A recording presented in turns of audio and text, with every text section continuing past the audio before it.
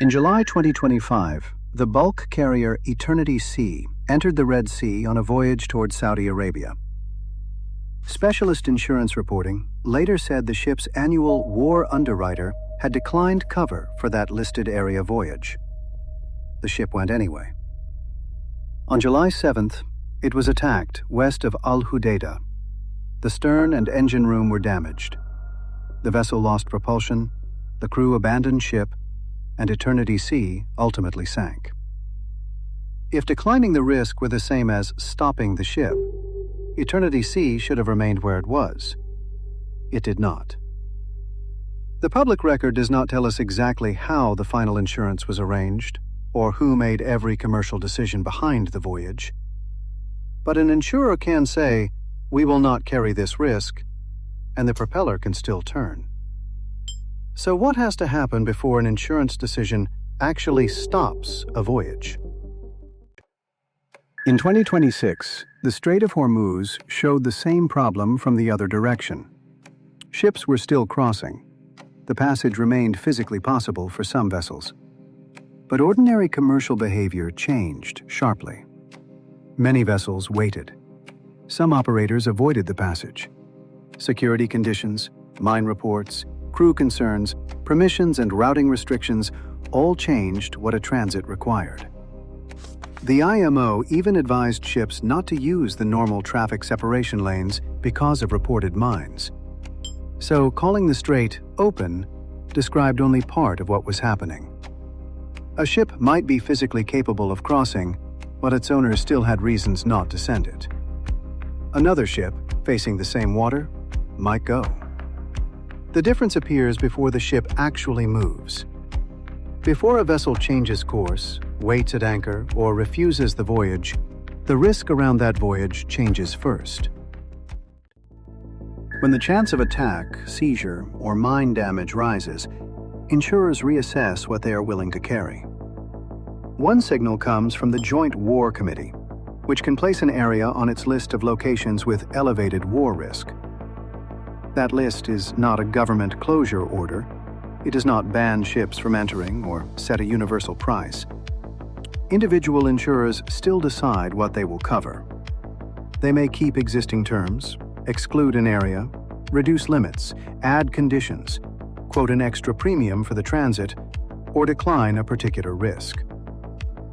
In Hormuz, Singapore's Transport Ministry reported industry estimates rising from roughly 0.10 to 0.25% of hull value per transit before the conflict, to around 3.5 to 7.5% in July 2026. Those were estimates, not a single market price. But they show the size of the shift. The route did not become longer. The ship did not become less seaworthy. What changed was how much of the possible loss someone else was willing to absorb. And insurance changed is still too vague. Different parts of that protection can move separately. A ship does not have one insurance policy that simply flips from on to off. One part can protect the vessel itself. Another deals with liabilities to other people or property. War risks can sit in a separate layer again. During the 2026 Gulf crisis, some war-related cover received cancellation notices, while other protection remained in place. So, insurance was canceled can be technically true and still miss the part that matters.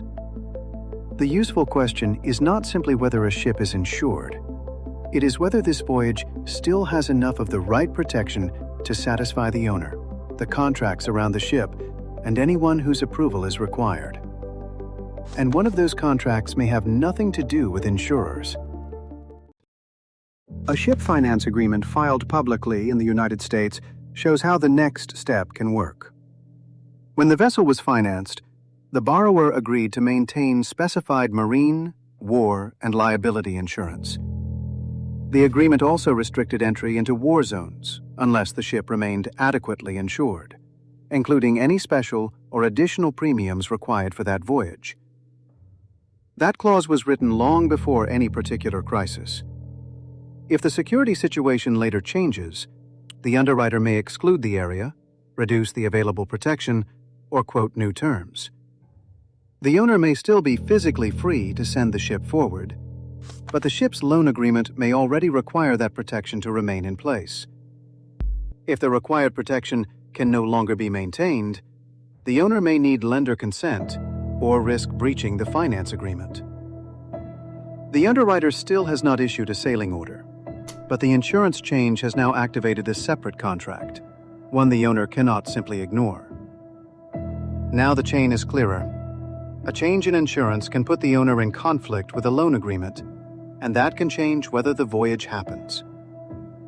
Not suppose acceptable cover can be found. Who has to pay for it?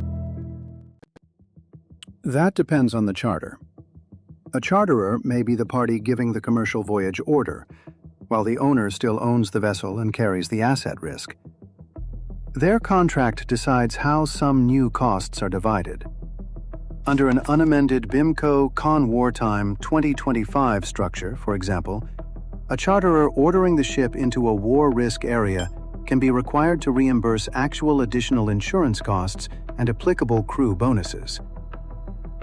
The model also gives the owner and master refusal rights when the agreed danger threshold is met. But that is model wording, not a universal rule. Real charters can be older, amended, or negotiated differently. So the same insurance quote can produce a different decision on two otherwise similar ships. For one ship, the owner may absorb much of the cost. For another, the charter passes it to the charterer. One charterer may accept it because the cargo is worth moving now. Another may change the order. The premium matters. So does the contract that decides who receives the bill and who can say no. Suppose the required protection exists and the responsible party accepts the cost. Is the ship now required to sail? Not necessarily. Commercial agreement does not remove the people who still have to take the vessel through the danger. Under SOLAS, the master retains discretion to make decisions necessary for safety. An owner or charterer cannot simply buy enough insurance and erase that responsibility. Crew protections can add another decision. In March 2026, the International Bargaining Forum designated the Hormuz area as a warlike operations area for crews covered by that agreement. Those seafarers received specific rights, including the ability to refuse entry and request repatriation, along with enhanced compensation. Those rights did not apply to every seafarer on every ship, but they show why a financially possible voyage can still fail operationally. At some point, the paperwork ends, and people still have to decide whether to take the ship through. The commercial side may be willing to go. The master may still decide that proceeding is not safe. And yet other ships still sail through the same danger. Hormuz traffic fell dramatically, but it did not disappear. Some owners were still willing to send ships through. Some charterers were willing to pay extraordinary prices to find them. In August 2026, Reuters reported that Reliance agreed to pay roughly $23 to $25 million to charter a Sinokor, very large crude carrier for Iraqi crude, about 12 times the benchmark cited in the report. That does not tell us what insurance premium was paid. It shows that someone can still decide the voyage is worth paying for. Governments can change the equation too. India's Bharat Marine Insurance Pool moved beyond an announcement and began issuing actual war risk policies, backed by a government guarantee. The physical danger did not disappear. More of the financial risk could be carried.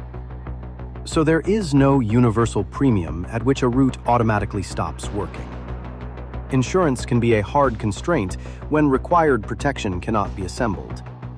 It can trigger another constraint inside a loan or charter, or it can remain an expensive cost that somebody decides is worth paying. Sometimes the scarce resource is not another tanker. It is somebody willing and able to carry the loss attached to it. Eternity Sea showed that an insurance decision is not itself a wall across the sea. Its underwriter reportedly declined that voyage risk, and the ship still proceeded. By now, the missing layers are easier to see. A route can be physically passable, and the voyage can still fail somewhere else. In the law, in a financing agreement, in the charter, in the price of transferring the risk, or in the judgment of the people responsible for the vessel and crew. Only when enough of those conditions line up does a commercial voyage actually exist. So when a shipping lane is described as open, that tells you something important about the water. It does not tell you whether a commercial voyage still exists. The water can remain open after the voyage has already closed.